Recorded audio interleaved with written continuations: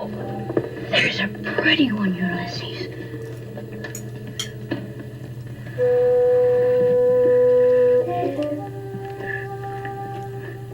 There it is. Hello BookTube, I'm Sean the Book Maniac. Welcome back to my channel. Here I am with a video that's kind of an inventory of much anticipated or much praised 2021 releases that most of them I have in my possession, some of them I don't, but that I really had wanted to get to this year and I just didn't, but that I very much want to next year or as soon as I can get to them. I'm not so fussed about how soon I get to them. And I'm a kind of a backlist Betty most of the time, but there were quite a few really interesting books released. Now, some of them I have done bite-sized book chats with people, then that sparked my interest. Others friends have read, or they've been BookTube darlings or whatever. So here is a list. And some of them I'm going to do a bit of a deep dive, checking Goodreads and whatnot to see what the early reactions were. But let's see if any of those reviews change my mind. So let's start with the pile I've got right here. This one is a Barbadian novel, How the One-Armed Sister Sweeps Her House, by Cherie Jones. I know that both Britta and, I can't remember if it was Nell and Scott, or Nell or Scott of Gunpowder Fiction and Plot, both praised this, and I bought it after I saw, I think it was definitely Scott read it, maybe Nell did too, and it sounds really good. So I don't need to do any further checking on it. It's got a beautiful cover and got that sandpaper kind of dust jacket that I love.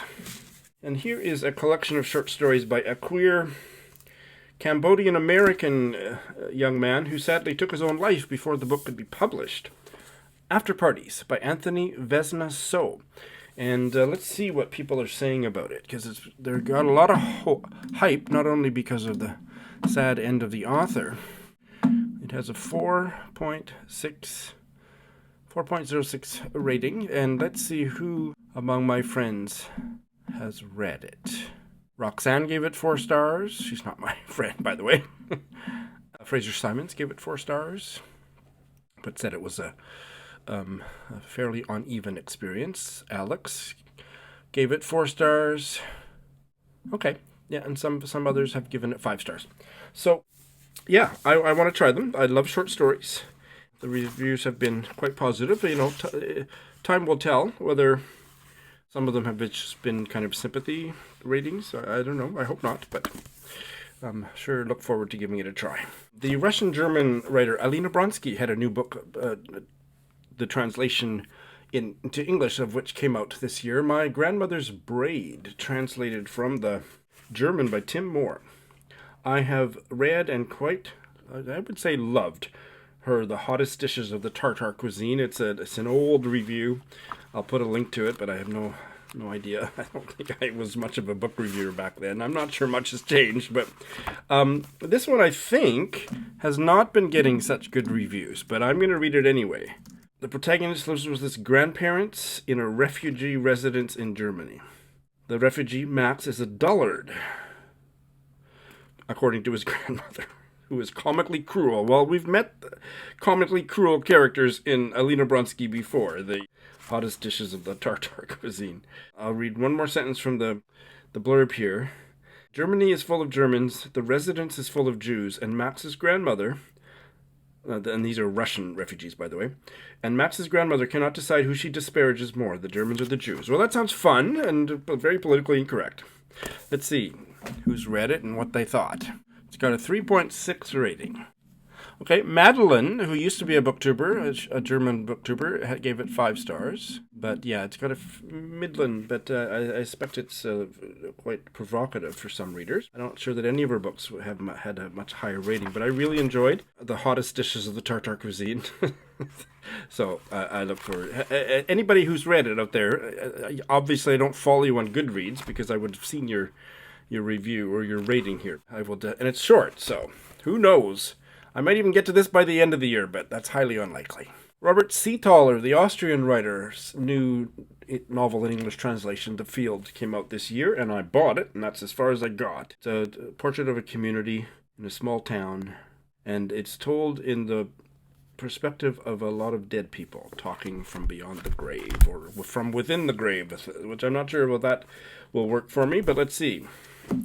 I loved his A Whole Life, and I also loved his second novel to be translated into English. What was it called? The Tobacconist. It is a 3.48, so yep, fairly midland. Lark Banobi gave it 4 stars. Abilash, my friend Abilash, a frequent commenter, DNF'd it. Britta gave it 3 stars, which for Britta, isn't all that bad. A 5-star read from somebody I don't follow him or anything, but he said, I devoured this book. I hope I do too. This was maybe one of the strangest new releases that came out. Because of that, I want to get to it as soon as possible. This is The Peacock by Isabel Bogdan, translated from the German by Annie Rutherford. And I attended, I always struggle to find the right verb. I watched the book launch, which was a virtual book launch on Zoom when it came out. And it is a German novel about a bunch of German businessmen on a retreat in Scotland. The setting is a dilapidated stately home in the Scottish Highlands, and then there's a rogue peacock that really causes a lot of mayhem. And the reading that was done from it captured my interest, and I bought it. Let's see. Okay, it has a 3.7 rating. Mel loved it. Okay, I think she must have read it in German. She gave it 4 stars. Another friend of mine who's Nettie Bukerkist gave it 5 stars, and she read it in 2016. Others have given it 4 and 3 stars among my friends, so that all bodes well, I think. This is a historical novel, The Manningtree Witches by A.K. Blakemore, which intrigued the heck out of me when I first heard about it, and the author photo intrigues me as much as anything. There is A.K. Blakemore. Don't you want to read a book written by her? And this is a historical novel about witchcraft set in the mid-17th century. Parliament battling the king, the war between the Roundheads and the Cavaliers' rage, and puritanical fervor is gripping the nation, and then there's witch trials. And it, I think, has been quite well received, has it not? Yeah, 3.7, okay. Right now, when I go onto Goodreads on my PC, it actually shows me how many people are currently reading it, almost 500. 73 of my friends or people who I follow have read it. Eric Carl Anderson gave it 4 stars. Sarah Hope and Cherie both liked it, 5 stars and 4 stars respectively. And then some other more mixed reviews I see. This one is still, I'm very, very curious about it. This is one that I first heard about it on one of those BBC book podcasts, and then I found somebody on my Goodreads, I think it was my Goodreads, who'd read it and loved it, and I had them come on Bite-Sized Book Chats, and they hooked me even more, and that I think was Cherie. I think I just called her Cherie. I am embarrassed if I did. I'm pretty sure I did. She was on the 5th episode. Came out in August, and she and I talked about it. It is called Build Your House Around My Body by Violet Kupersmith. This is set in Vietnam. The author is a Vietnamese-American writer. I believe she was born in Vietnam. And this is her debut, I think. I'm not going to take the time, or otherwise this video is going to be too long. Instead, I'll put a link to Chierie's in my chat. But it's got a 3.92 rating. Of the people who I follow or am friends with, there's quite a few 4 and 5 star. One of my frequent commenters, Judy, gave it 4 stars. She won a copy through a Goodreads giveaway. And here's somebody whose name I don't recognize, but apparently we are friends. She said, WTF did I just read? Yeah, that's what it sounds like. It's chunky, but I definitely will be getting to this in 2022. Miriam Toews is one of my very most famous writers, and it's not because she's a Canadian writer. In fact, it might be fair to say it in spite of the fact that she's a Canadian writer.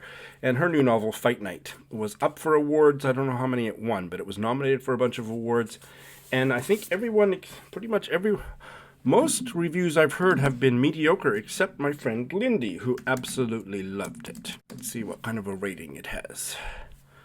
Oh, it is a 4.08, so no, that was a bit of an exaggeration.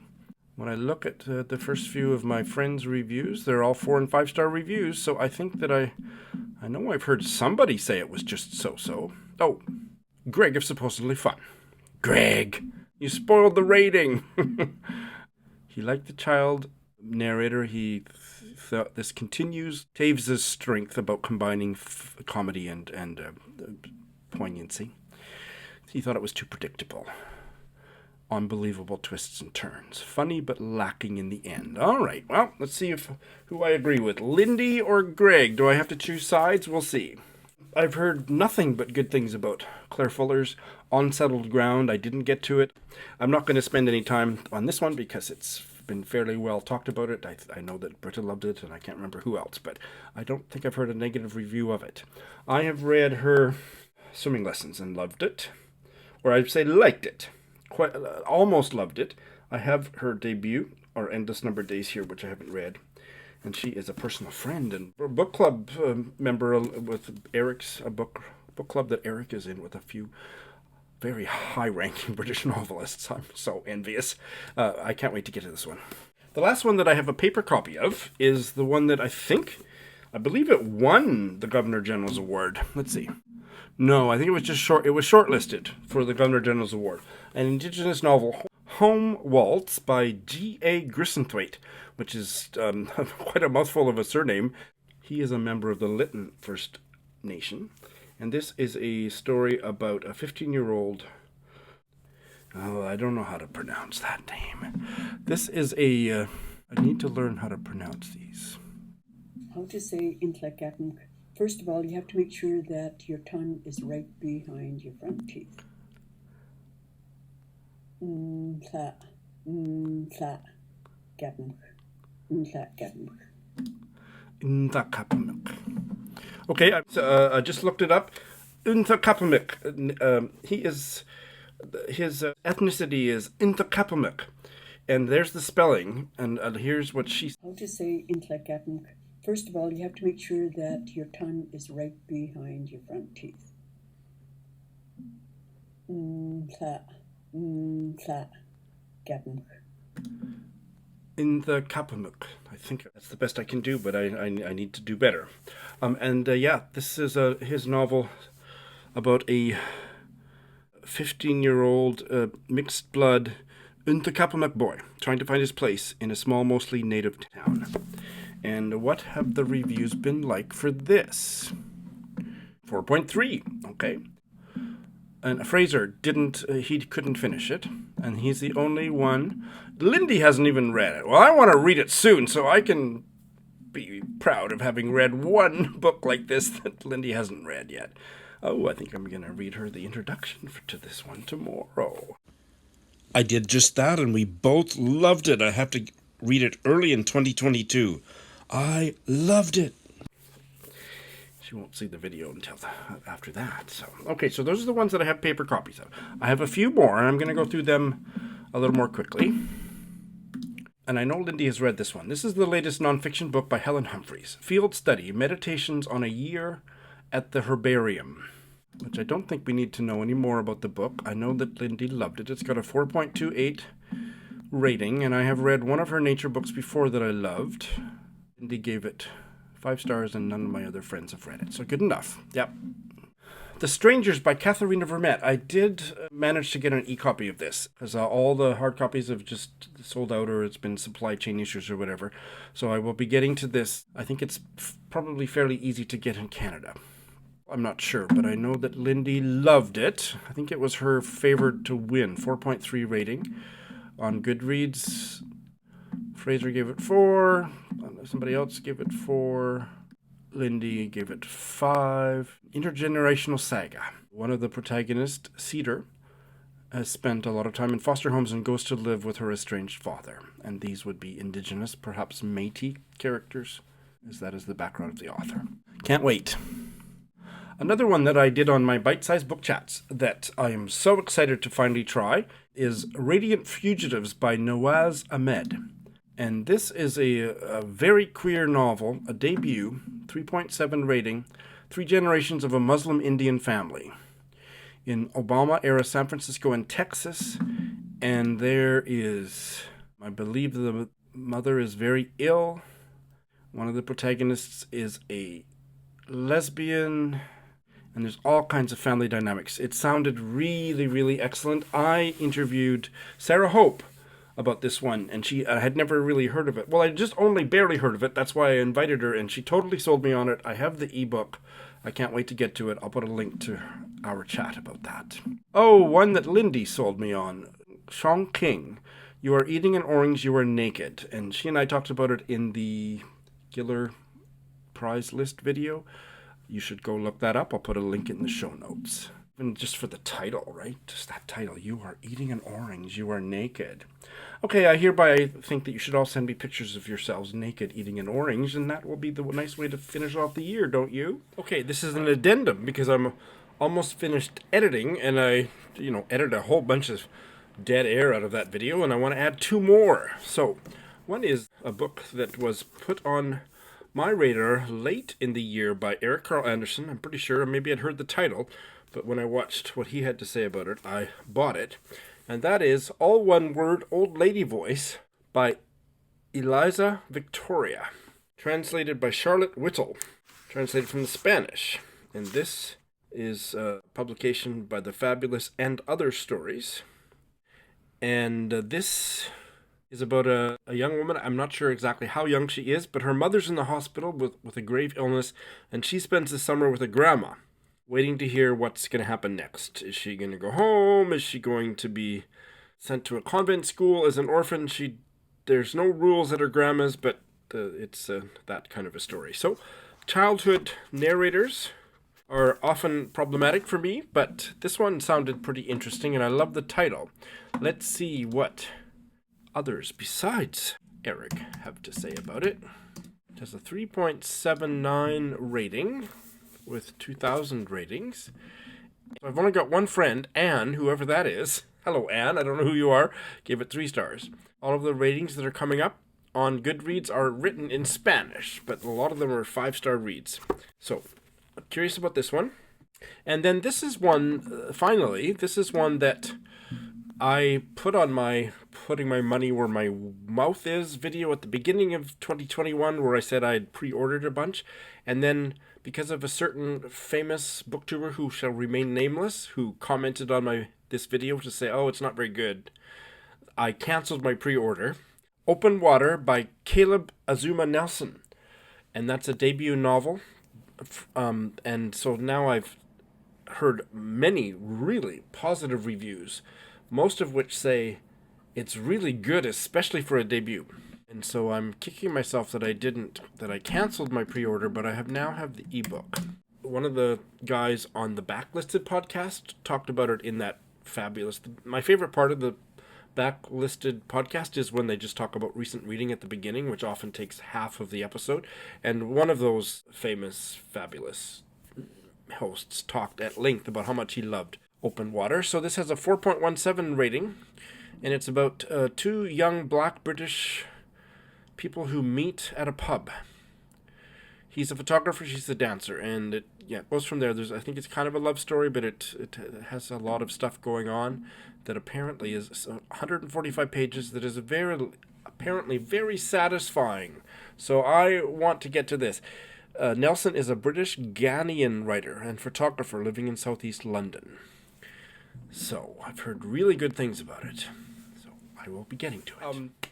Tell me if you've read any of these books, whether you think they're a Sean book. Add some more to the list that you think that I should definitely get to, even though I missed them in the year of their release. And we'll carry on from there. Thanks for watching.